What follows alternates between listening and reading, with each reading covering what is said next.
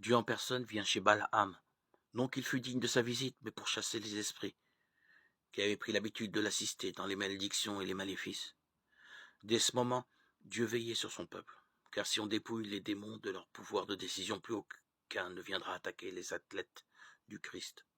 Sans adversaire, il n'y aura plus de combat, et sans combat, plus de récompense, plus de victoire.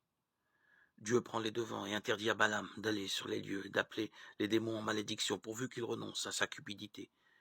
Mais comme il persiste à vouloir de l'argent, Dieu, se prêtant à sa liberté de décision, l'autorise alors à venir.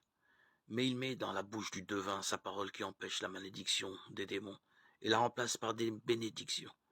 Au lieu de malédiction, il fait proférer à Balaam des bénédictions et des prophéties à édifier non seulement Israël, mais toutes les autres nations.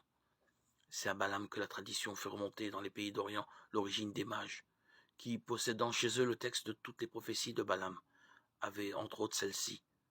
Un astre se lève, issu de Jacob, un sceptre se dresse, issu d'Israël. Les mages possédaient ce texte chez eux. Aussi, qu'en naquit Jésus, ils reconnurent l'étoile, et ils comprirent que la prophétie était accomplie.